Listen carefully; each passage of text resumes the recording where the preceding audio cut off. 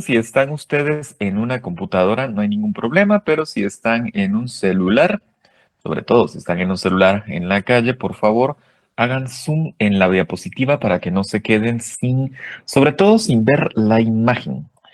Van a ver aquí diferentes imágenes y voy a ver si les puedo quitar todavía la marca que les hice en la sesión anterior. Si no, de todas maneras, yo les explico de qué trata cada una. Pero es importante entonces entender dónde estamos. En la última sesión de clase, que fue el miércoles pasado con ustedes, solo confírmeme que fue miércoles. Sí, ¿verdad? Correcto, licenciado. Gracias. Sí, licenciado. Habíamos dejado pendiente el último punto, si no recuerdo mal, hablar un poquito acerca de la transhumanidad. Decíamos en ese momento que el gran futuro de la humanidad será la búsqueda de la permanencia o sobre todo de la eternidad, pero la humanidad ha entendido ya que su gran obstáculo para poder alcanzar la eternidad como la conocemos o como la concebimos es justamente el cuerpo biológico al cual nos aferramos. Entonces, la búsqueda en los futuros años será justamente la eliminación de los componentes biológicos, de los componentes orgánicos de aquello que llamamos humanidad. Ya lo somos un poco. A ver, ya lo somos un poco. ¿Qué entendemos como un ser o una entidad no biológica? Básicamente la entendemos como una máquina o un robot, ¿no? Sí lo voy a compartir, Diego, tranquilo. Lo entendemos como una máquina o un robot, ¿verdad? Somos ya un poco robots en muchos casos, bastante máquinas. Por ejemplo, si ustedes pierden una pierna y les colocan una prótesis, básicamente eso es ser un 25% máquina. Por supuesto que sí. Si ustedes utilizan una córnea artificial o un implante coclear para poder escuchar, son un poco máquinas también. Llegará el momento en que podamos hacer pequeños aparatos que sustituyan la función del estómago, que de hecho ya hay, pero son sumamente aparatosos y grandes, o aquellos que suplan la función de los pulmones, y no decir el corazón mismo. Un marcapasos es en esencia una ayuda artificial para que una persona siga viviendo, por supuesto. Una sonda también, cuando ya no podemos defecar u orinar por las vías correctas y nos colocan una sonda, también nos hace un poco máquinas. La frontera, al contrario, la fijamos con la conciencia, la fijamos con la mente. Les contaba ya en algún momento, y si no, aprovecho y se los cuento. De la conciencia sabemos poco. Hemos entendido cómo funciona en algunos casos, cómo es que se activa el cerebro en ciertas regiones, pero no sabemos a ciencia cierta dónde se produce, cómo interactúa y sobre todo también no tenemos noción de cómo se formula. Sabemos que la conciencia debe ser un algoritmo muy parecido en esencia a los algoritmos de redes sociales y a los algoritmos de inteligencia artificial, que son programas pensados para tomar decisiones, para poder hacer análisis, para poder tener esta noción de personalidad y demás. Sabemos que debe funcionar un poco similar, pero todavía no sabemos cómo. Lo cierto es que eventualmente lo sabremos. Y cuando eso suceda, podremos entonces eliminar completamente nuestras barreras biológicas. Si sabemos cómo funciona la conciencia, si sabemos cómo funciona la conciencia, podemos entonces replicarla en un canal que no sea perecedero. Podremos replicarla en un algoritmo.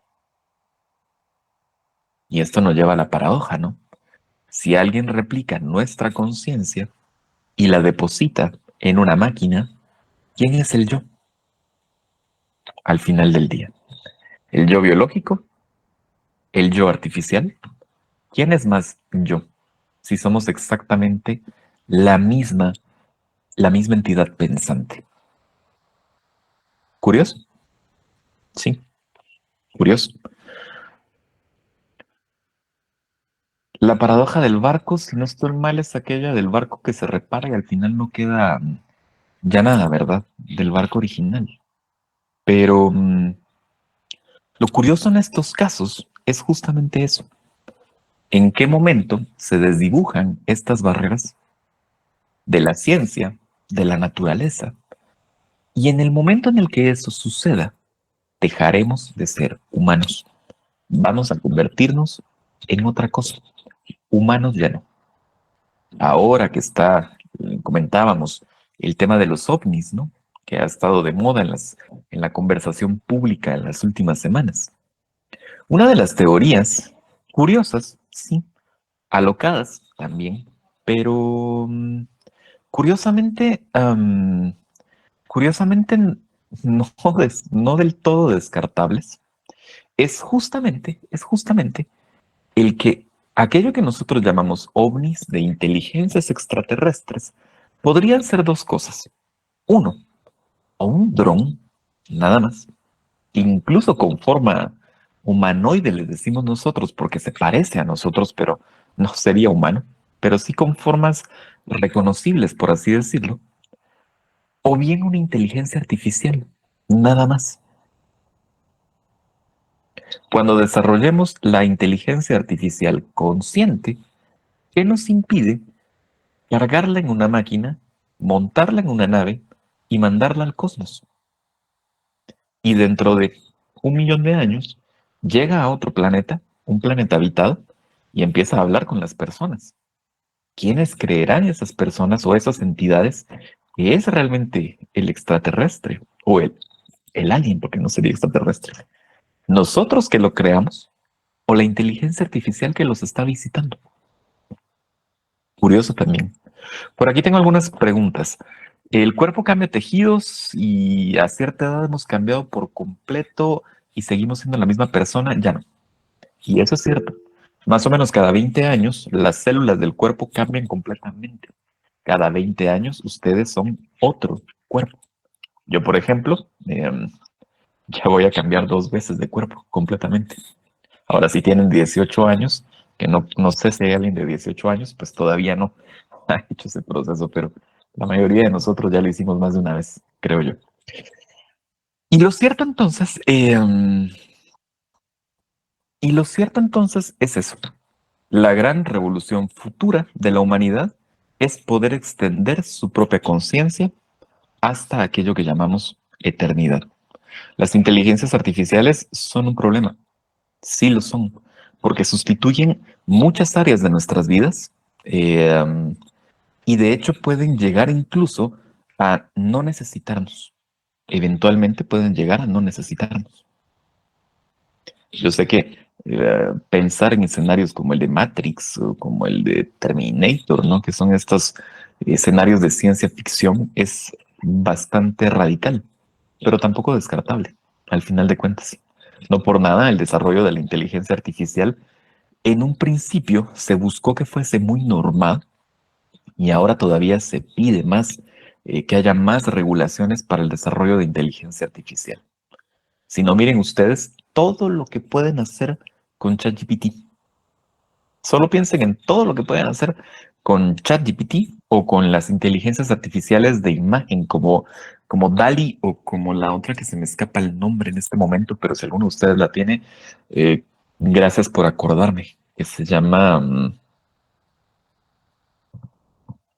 lo recuerdo en este momento, pero una es DALI y la otra es, no lo recuerdo, pero tal vez alguno de ustedes la ha escuchado. ¿Qué se puede hacer con ello? Se puede hacer cualquier cosa. Si ustedes usan ChatGPT, ya saben que pueden hacer trabajos de la universidad, informes del trabajo, eh, lo que ustedes quieran. Y también, las de imagen pueden crear rostros humanos, pueden crear secuencias cinematográficas, pueden crear incluso trabajos que sustituyan a las mismas personas. Uno de los grandes hitos en los últimos meses es el estreno de la serie de Disney que se llama Invasión Secreta. No sé si lo escucharon, la serie, o si la vieron, por ejemplo. Pero la clave de todo esto está en que los créditos de la serie están escritos y construidos visualmente con inteligencia artificial. Ahí ya no hubo una mano humana que hiciera todo eso. Simplemente alguien le dio la instrucción a una inteligencia artificial para que creara las imágenes y creara los textos. ¿Cuál es la gran pelea del sindicato de escritores de Hollywood, por lo cual están en huelga en este momento? Entre otras cosas porque no les pagan bien, está bien, pero además buscan que se prohíba el uso de inteligencias artificiales en la creación de guiones, porque en el momento en el que eso pase, serán eliminados los puestos de trabajo humano. ¿Cuántos puestos de trabajo no eliminaríamos en regiones sumamente técnicas como Latinoamérica, por ejemplo? ¿Cuántos de nuestros empleos no pueden ser sustituidos por robots con inteligencia artificial? Y lo que pasa es que al final del día nos venden el futuro lleno de robots y de inteligencias artificiales como algo bueno, que va a hacer nuestra vida más simple. Pero al final es todo lo contrario. Va a ser simplemente la vida más simple eh, de quien controla, no quiero decir los medios de producción porque voy a sonar sumamente ideológico y no se trata de eso, pero sí va a ser muy fácil la vida del capital y va a ser un desastre la vida de aquellos que necesitan un trabajo que fue sustituido. Yo no miro que los robots estén sustituyendo empleos en Estados Unidos para que la gente viva cómoda en sus casas. Al contrario, se sustituyen empleos y lo que hacen es enviar gente, trabajadores, al desempleo, a las calles. Entonces, es complicado. Es una duda fuerte, es una conversación fuerte que debe tener lugar en los próximos años y sobre todo con muchas regulaciones porque hay demasiados temores. Primero, de la inteligencia artificial que nos sustituya. Y segundo, la conversación filosófica acerca de si la conciencia humana, colocada en una máquina, cuando sea posible, hará otra especie o hará una entidad diferente y será esa la que domine. Es muy confuso todavía, pero, pero no solo es posible, sino creo yo, es inevitable.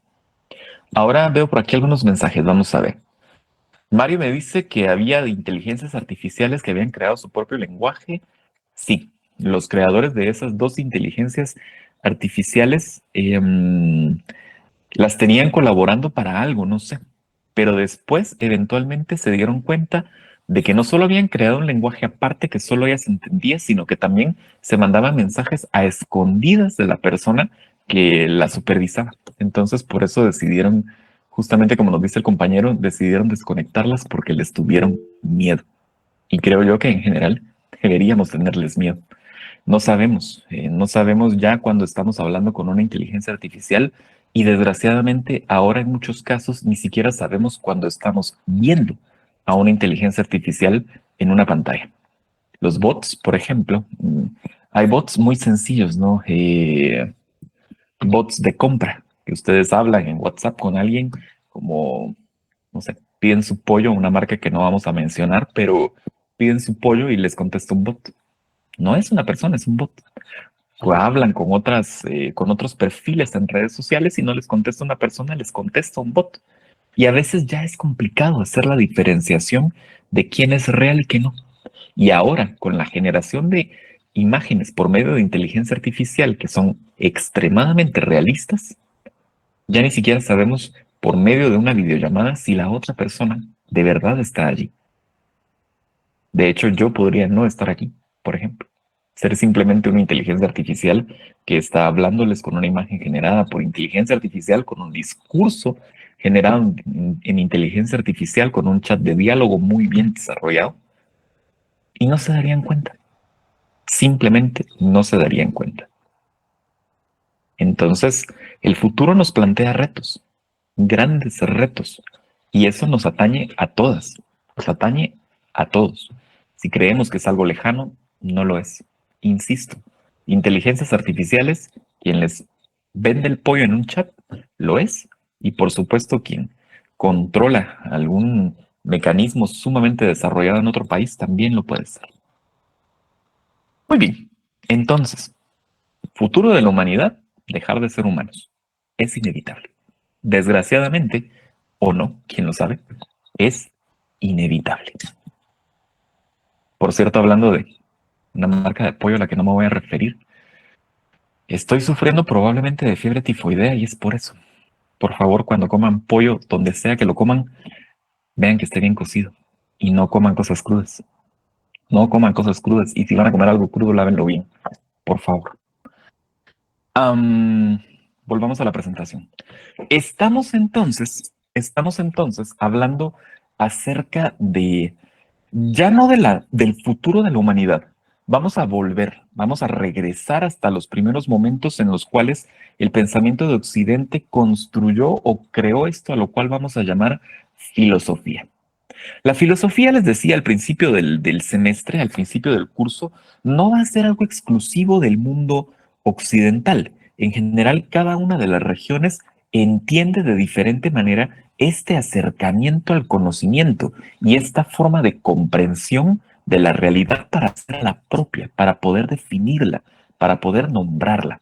Las regiones en India, por ejemplo, tienen sus propios filósofos, el Islam tiene sus propios filósofos, las civilizaciones originarias en América también tienen esta forma de comprender el mundo, de acercarse a los fenómenos que le rodean y de poder interiorizarlos.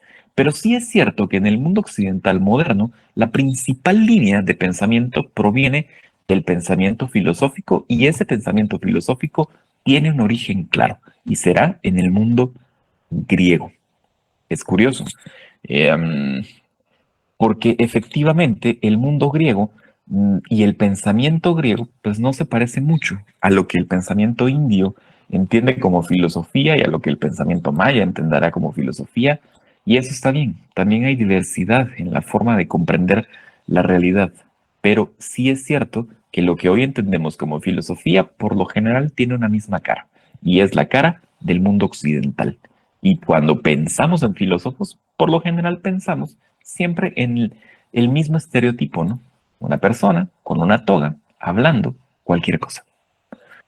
No es del todo errado. En realidad no es del todo errado. Grecia se va a convertir en la cuna del pensamiento occidental moderno. Todavía no estamos cerca de los grandes filósofos de la historia como Platón y Aristóteles. No, todavía no estamos cerca de ellos. En la siguiente clase ya vamos a hablar de ellos y van ustedes ya a poder leer su primer capítulo del libro de texto para complementar. Pero todavía no estamos allí. Todavía nos falta entender de dónde sale Platón, de dónde sale Aristóteles y por qué es que piensan como piensan. Recuerden también que este es un pasón muy superficial sobre estos temas. Si alguno quiere profundizar, con mucho gusto le puedo recomendar alguna lectura complementaria, pero durante el tiempo de clase, por la brevedad del curso, no es posible. Simplemente quiero que se queden con las claves generales para que entiendan de forma global de dónde sale cada cosa. Entonces, el mundo griego es en esencia este que ustedes ven acá. Solo quiero ver si puedo borrarles las marcas que había hecho. Sí, sí las puedo borrar. El mundo griego es este que ustedes ven acá. Pensemos en un mapa de Europa. Pongan en su mente un mapa de Europa y se van a dar cuenta que al extremo más a la derecha, si ustedes ven el mapa, el mar Mediterráneo termina en la conjunción de lo que conocemos como la Eurasia, aquello que se llama ahora Turquía principalmente, pero también donde está el mundo árabe y el norte de África. Entonces, el mar Mediterráneo termina así. Pero en esta colita final del Mediterráneo siempre hay pequeños mares un poco más, o pequeñas regiones marítimas que tienen nombres aparte. Esto es importante para el mundo griego porque su territorio está atravesado por el mar. Y por el mar, principalmente por el mar Egeo. El mar Egeo es el gran escenario del mundo griego. También el mar Jónico que está del otro lado, pero principalmente el mar Egeo es el que va a formar esta especie de cuenca en la cual los griegos van a desarrollar su civilización a lo largo de muchos siglos. ¿Cuál es el mar Egeo? El mar Egeo es este. Traigo de nuevo el marcador para marcárselos. Aquí está el mar Egeo. Acá está el mar Jónico. Y abajo está el mar Mediterráneo. ¿Qué nos llama la atención de este mapa? Primero, es mucho mar. Y segundo, son muchas islas. El mundo griego es un muslo, no, es un mundo insular, es un mundo de islas. ¿Qué quiere decir esto? ¿O por qué es esto así? Vean, los colores en el mapa no son aleatorios. En realidad, fíjense bien cómo la mayoría del mapa territorial que ven ustedes es un mapa en café y solo hay pocas zonas marcadas en verde. Obviamente, lo verde representa las áreas boscosas y lo café representa áreas rocosas y generalmente áridas. El territorio griego continental no es un territorio en esencia de fácil habitabilidad. Las poblaciones que se han asentado en esta zona a lo largo de los siglos han tenido que ser poblaciones con vista al mar y atravesadas por el mar. Son pueblos navegantes, en esencia. Pensemos en la Grecia moderna, la Grecia de TikTok, la Grecia de las imágenes en Instagram, la Grecia de los posts en Facebook, no lo sé. Y lo que vemos son justamente esto, pueblitos blancos de techos azules que están siempre encima de montañas y desde los pueblitos se ve el mar, o playas paradisíacas en islas muy pequeñas, no lo sé. Grecia es eso, muchas islas, cientos de islas habitadas a lo largo de muchos siglos. Y territorios continentales, por supuesto sí, pero más enfocados en la vida marítima. Y esto lo vemos en su cultura a lo largo, a lo largo de toda su historia, desde sus primeras manifestaciones. Y lo vamos a ver también a lo largo de su alimentación y de la forma que tienen también de relacionarse con el entorno. Alimentación en esta zona, pues ya saben ustedes, ¿no? Es una alimentación siempre generalmente basada en lácteos y basada en hierbas y aceites. Tomate no, el tomate es, ya saben ustedes que proviene de América y es muy reciente, pero en general los aceites, los lácteos, las hierbas era el tipo de alimentación de estas zonas. Y carne sí, pero más que todo una dieta más blanda. ¿Dónde se asentaron entonces las primeras poblaciones?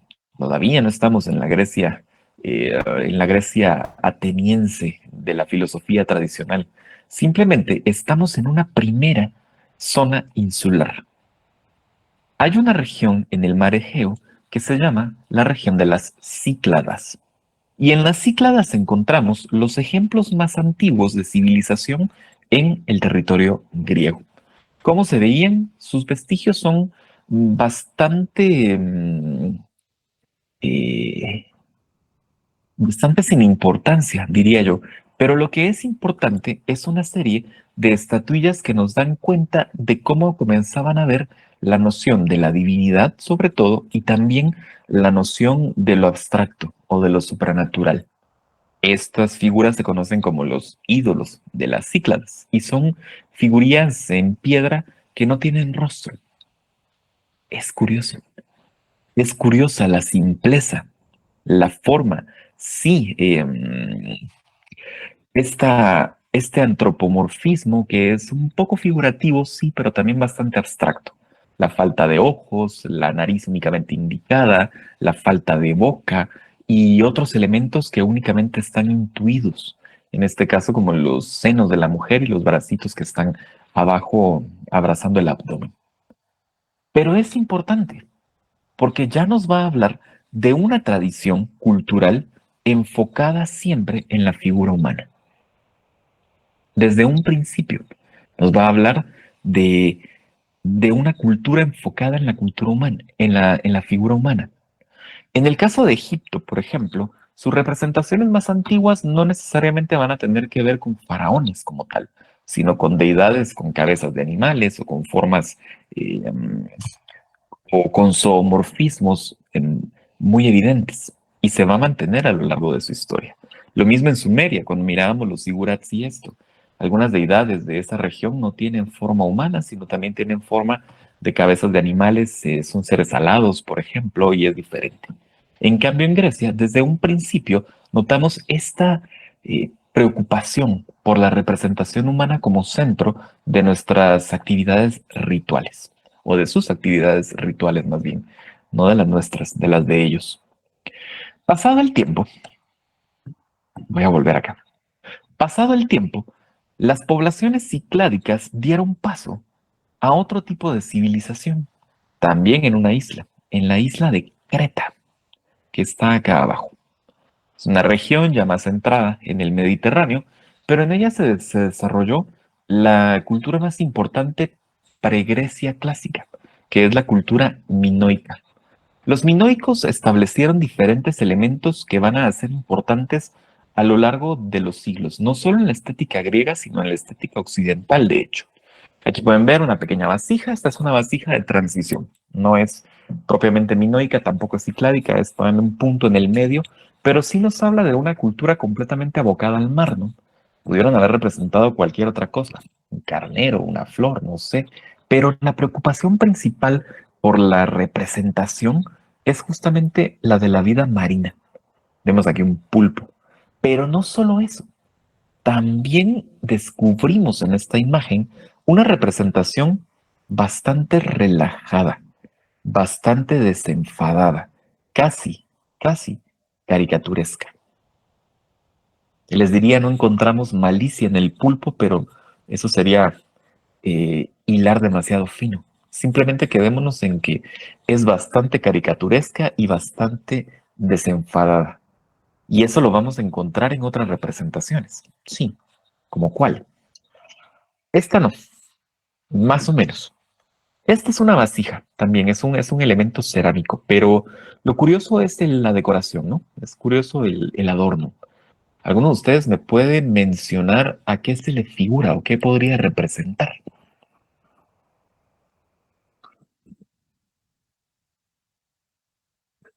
Los leo. ¿Qué podría representar?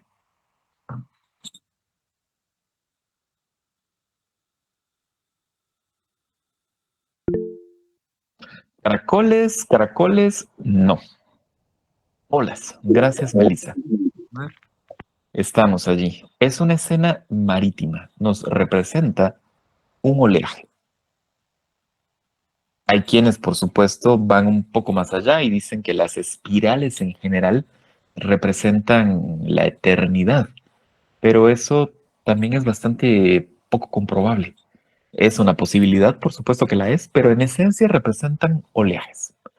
Estos oleajes se van a convertir en un motivo decorativo típico de Grecia. Lo vamos a ver representado en este momento, en los siglos posteriores, en la Grecia clásica, de la Atenas de Pericles, de la Atenas de Sócrates, de la Atenas de Platón. Lo vamos a ver en la Grecia helénica también, y de esto después lo va a recuperar el Imperio Romano y lo va a hacer suyo, y por ende va a ser nuestro. ¿Cómo se miran las grecas este mismo decorado en la época moderna? Por aquí se los tengo. No, no, no crean que no lo tengo acá. No lo tengo. Denme un segundo. Se los busco. Ya lo tengo de nuevo.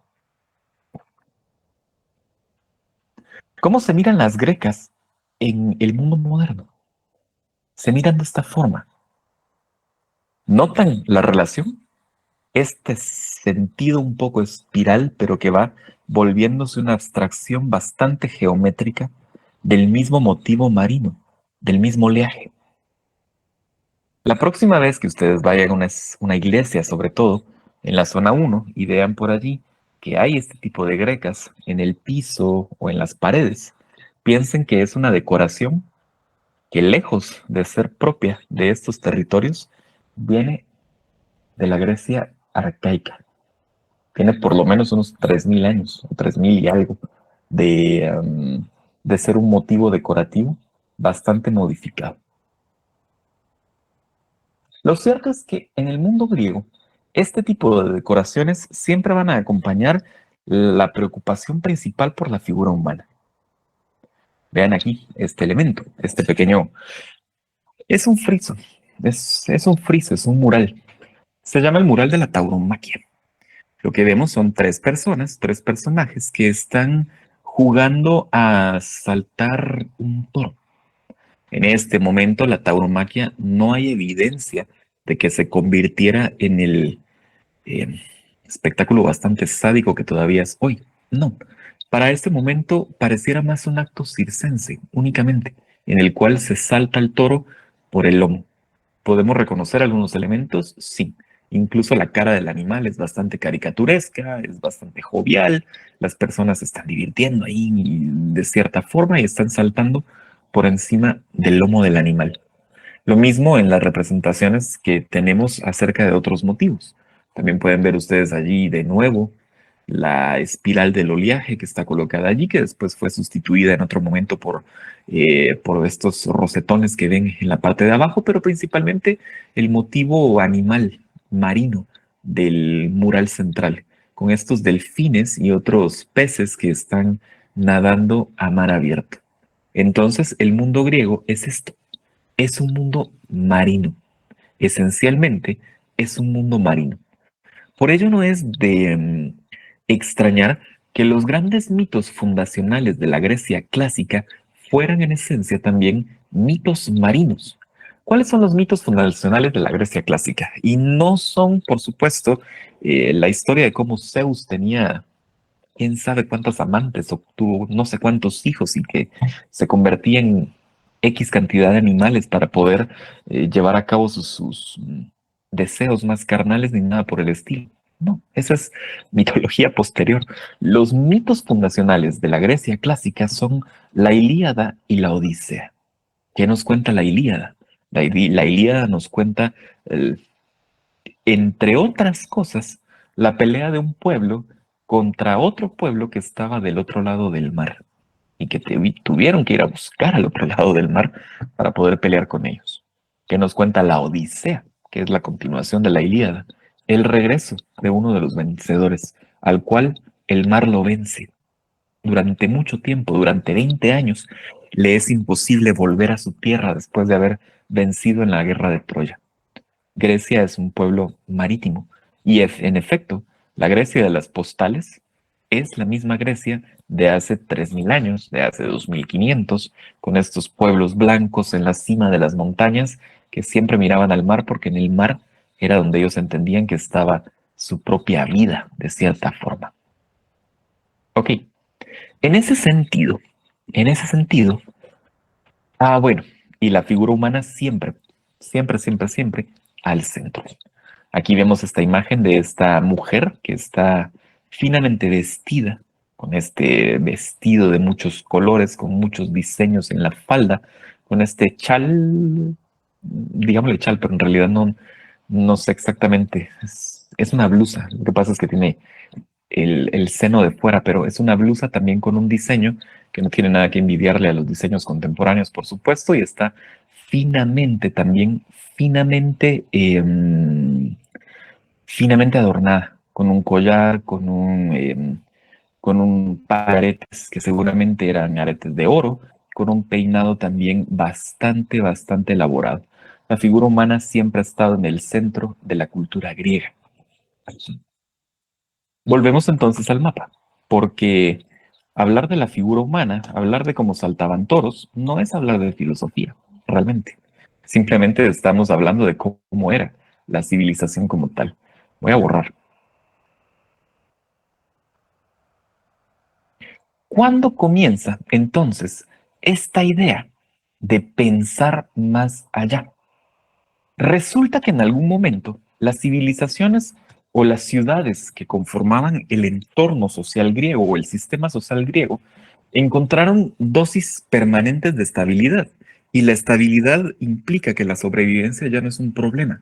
Y cuando la sobrevivencia no es un problema, podemos diversificar profesiones principalmente y también podemos abordar otros temas que nos parecen preocupaciones y no tienen que ver con qué vamos a comer mañana o si alguien va a venir a cazarnos por la noche y vamos a amanecer muertos al día siguiente. Entonces, en ese contexto, comenzaron a surgir en todo el territorio griego ciertos grupos de pensamiento, lo que después vamos a llamar escuelas, pero en principio son grupos de pensamiento, personas que tenían un líder y este líder las obligaba a poder pensar, reflexionar y concluir acerca de ciertos aspectos de la vida, principalmente de la vida. En ese contexto, más o menos, hace unos 2800 años, más o menos hace unos 2800 años, en una región griega que se llama Mileto, vuelvo al mapa, tomo el marcador y marco Mileto acá. En una región griega que se llama Mileto, en una pequeña ciudad que se llama Mileto, nace una persona de nombre Tales. Es un nombre, Tales. Y funda una escuela, la escuela milense. A él se le conoce como Tales de Mileto. Y Tales de Mileto, pues funda la escuela milense. Y en la escuela milense, ¿qué era lo que decía? Él decía, entre otras cosas, el mito no puede explicar la realidad. Sí, buena onda, Zeus y la creación del mundo y todo lo que ustedes quieran, pero no es una explicación racional de la realidad. La realidad debe tener otra explicación. Debe haber algo más que nos permita encontrar cuál es su hilación, cómo se cohesiona, cómo se relacionan los distintos fenómenos que puedo percibir. Él fue el que realmente hace el cambio en el proceso de pensamiento humano. El día en el que se detiene y reflexiona que los mitos no bastan y que necesitamos una explicación racional para lo que vemos, allí nació esto que ahora llamamos filosofía como tal. Todavía no lo vamos a llamar filosofía, eso será después, pero en este caso sí vemos el germen de esa preocupación por entender la realidad, que era lo que Tales de Mileto decía en la escuela milense, que era lo que ellos planteaban como punto cohesionante de la explicación de la realidad. Para Tales, el orden que todas las cosas tenían era el cambio. La escuela milense es una escuela del cambio que se enfoca en estudiar el cambio para poder responder a esta pregunta fundamental de cómo la realidad funciona. Ellos creían que nada es estático, que todo se modifica. ¿Qué idea tan sencilla? Sí, pero a la vez qué idea tan profunda y todas las posibilidades que representa el concebir un fenómeno como algo cambiante. Y cambiante, piensen, en ese momento no hablamos de cambios moleculares, ni cambios atómicos, ni cambios imperceptibles, sino simplemente entender el desgaste de un libro, por ejemplo, como el que ven ustedes acá, como un proceso de cambio inherente a su realidad, inherente a su condición de fenómeno que existe en la realidad, y cómo ese proceso va a definir al fenómeno a lo largo de su tiempo de existencia. Este libro está bastante bien, digamos, pero vamos a ver, tengo otro por acá. No, pero ese está aquí. Cuando, cuando compré esta agenda o este libro de notas, por ejemplo, estaba en blanco, por supuesto. Estaba en un estado, el estado del vacío y el estado de lo nuevo, tal cual como fue concebido. A lo largo del tiempo, yo fui escribiendo, modificando, arrancando hojas hasta terminar llenándolo completamente con cualquier cosa. Cosas de mi día a día, rayas, hojas que arranqué, todo. El objeto siguió siendo el objeto, sí, pero su naturaleza lo obligó a cambiar. Y eso era lo que Tales y su escuela veían como un proceso inherente a la existencia. Siempre estar en constante cambio. Como bien dice Melissa, por allí. Entonces, de la escuela milense surge esta noción de que todo cambia. Y también de esa noción de que todo cambia, empezamos a encontrar a otros pensadores que se acoplan a esta idea y generan también algunos postulados. Entre ellos, por supuesto, entre ellos, Heráclito. A Heráclito le decían un poco el oscuro porque era bastante ermitaño, pero Heráclito tenía esta frase, interesante frase: no se puede bajar dos veces al mismo río. Déjenlo ahí. No se puede bajar dos veces al mismo río. Si ya complementamos la frase, cerramos, porque en la segunda ocasión, ni el río ni yo somos los mismos. Toda la idea del cambio, toda la noción de la materia cambiante, del fenómeno cambiante, condensada en una frase. No se puede bajar al mismo río porque en la segunda ocasión ni el río ni yo somos los mismos. Esto se le atribuye a Heráclito. No sabemos si lo dijo, es como con Asurbanipal, que supuestamente cazó leones y no lo sabemos. Porque con las fuentes tan antiguas solo tenemos registros de alguien que registró lo que alguien más registró. Fuentes directas es imposible. Entonces, esta es una frase que se le ha atribuido a Heráclito a lo largo de los siglos. Eh, no hay evidencia de que sea propia, pero dejémosela adjudicada por ahora. Entonces, dicen que Heráclito dijo esto. ¿Qué significa? Cuando vemos un río, vemos un cuerpo de agua, pero es agua en movimiento. Volteamos la mirada al cielo y al bajarla, ya el agua no es la misma. El fenómeno cambió, no en su concepto, pero sí en su materia. Cambio.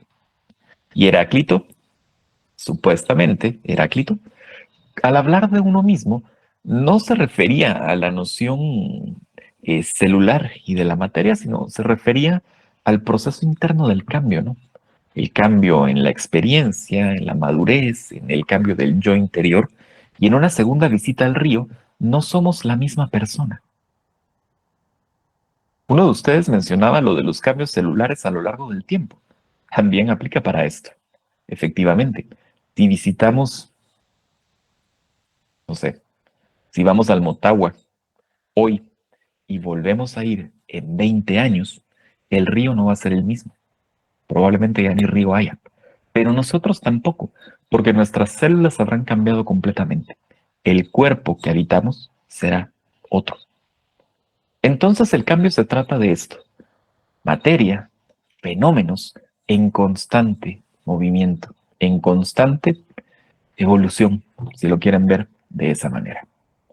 Es una forma de pensamiento prefilosófico. Sí es filosofía porque es parte del desarrollo del pensamiento clásico. Lo que pasa es que filosofía como tal normalmente se toma a partir de Sócrates, que está un poquito más adelante. Todo esto es unos cuantos años anterior. Pero a la par de Heráclito, a la par de Tales, comienzan también a aparecer otras escuelas de pensamiento que trataban de darle un orden a la realidad y trataban de explicar cómo es que la realidad funciona. Dentro de los más importantes están sobre todo los pitagóricos. Pitágoras, eh, todos hemos hecho en algún momento alguna operación matemática relacionada con Pitágoras. Pitágoras decía, ¿saben qué? La realidad es como la matemática. Los fenómenos perceptibles son espejos de los números. Podemos explicar la realidad por medio de fórmulas. ¿Cuánta razón tenía Pitágoras?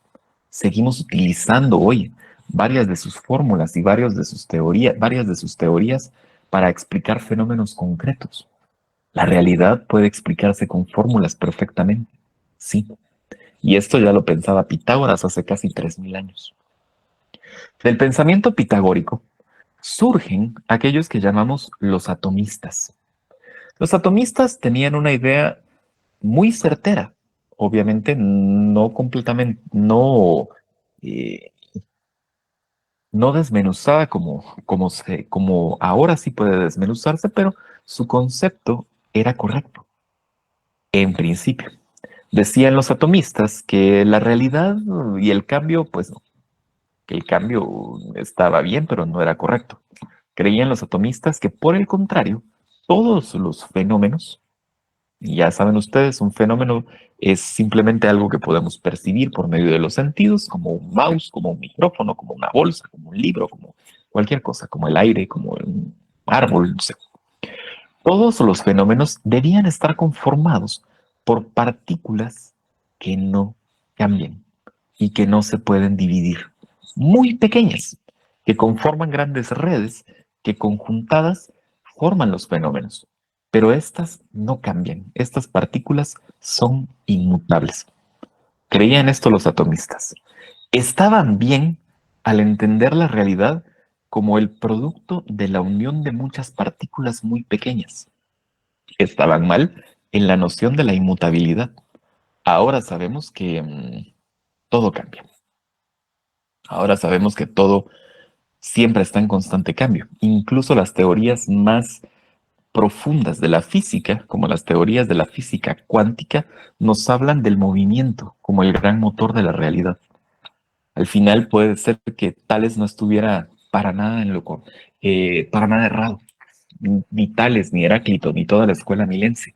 Y al final pareciera ser que efectivamente lo que le da el sentido a la materia es el cambio y es el movimiento.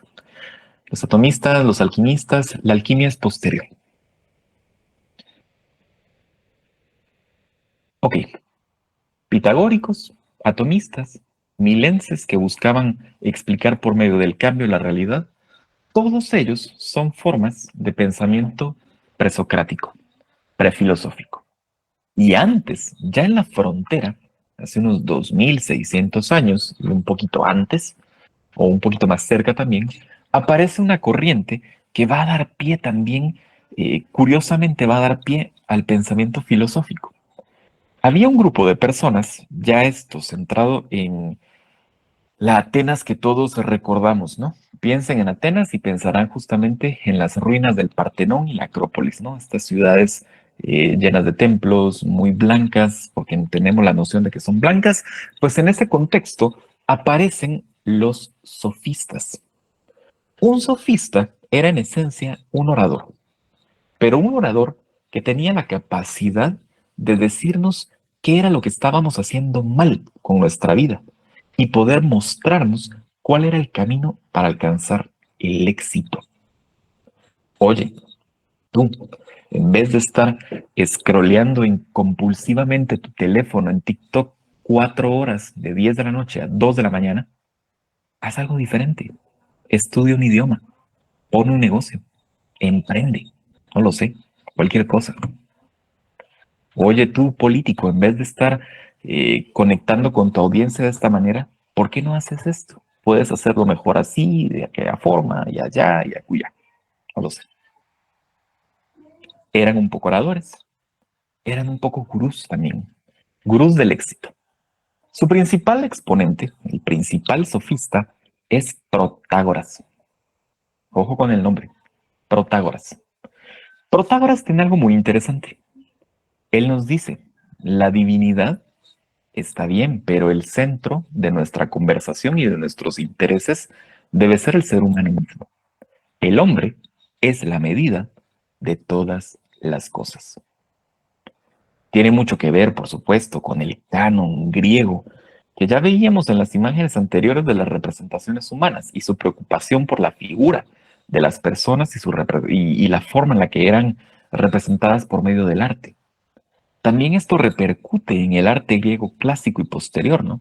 Con esta noción de que las imágenes humanas deben ser perfectas de acuerdo con los cánones griegos, de acuerdo con sus propios cánones, que un cuerpo humano debe tener la altura de 7 cabezas, por ejemplo, y que una cabeza debe tener el alto de 3 narices, por ejemplo, también son elementos que nos ayudan a entender que es el ser humano el que está al centro.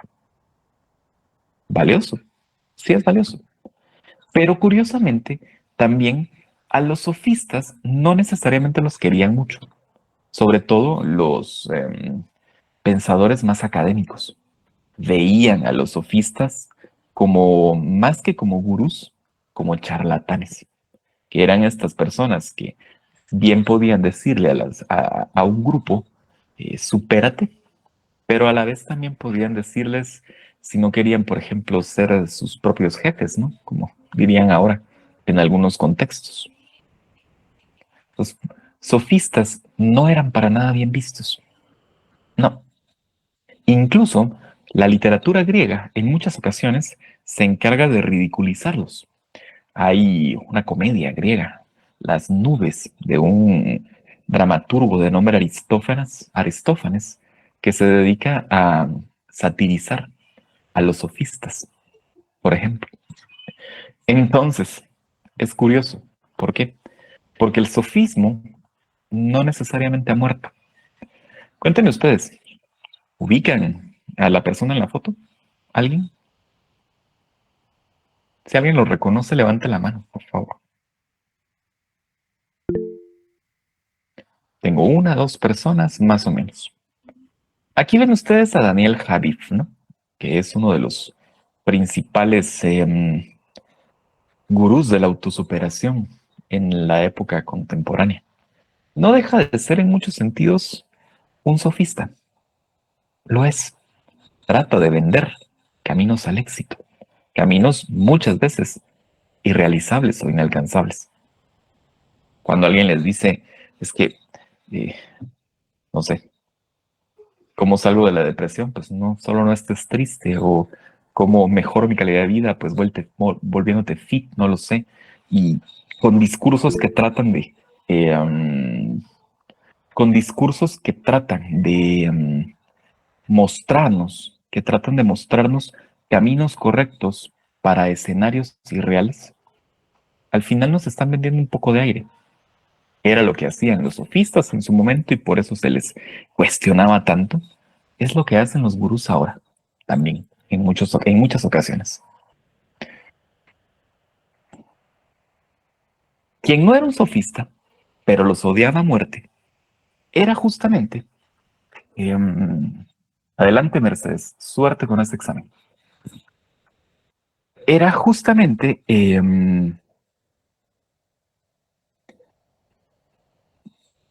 Sócrates, ¿no?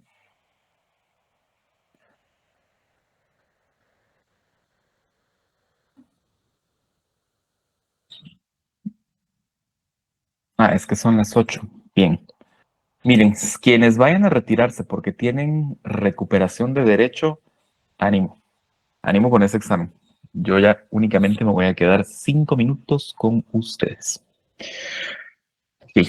Entonces, Sócrates es aquel que podemos llamar como el iniciador del proceso del pensamiento filosófico.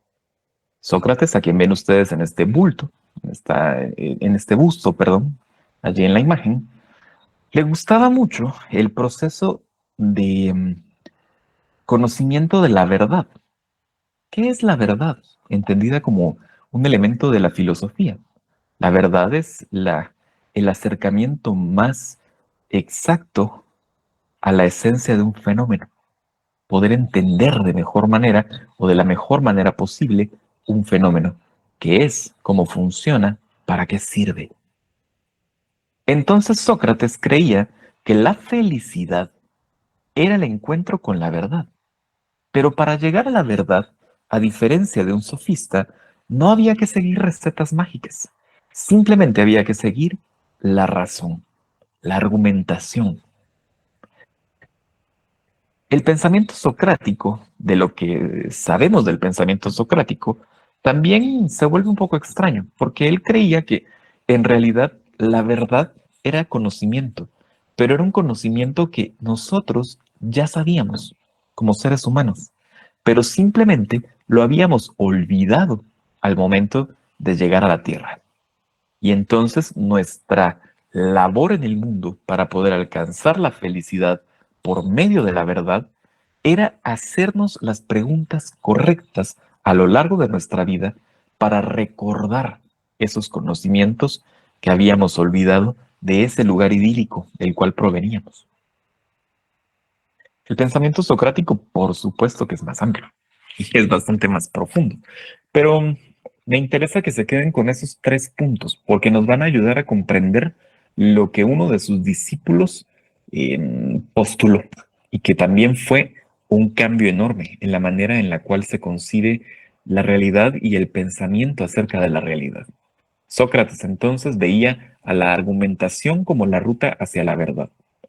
Y el conocimiento era algo que ya teníamos con nosotros, pero debíamos recordarlo. Y esa memoria nos iba a llegar por medio de preguntas correctas o entendidas como preguntas filosóficas. ¿Quién soy? ¿Qué quiero? ¿Hacia dónde voy? Pero noten cómo hay una división, ¿no? Entre el plano de lo sensible, entre el plano de lo de lo percibible y ese otro plano, aquello donde están todas las cosas, aquello donde ya tenemos el conocimiento, aquello de donde provenimos.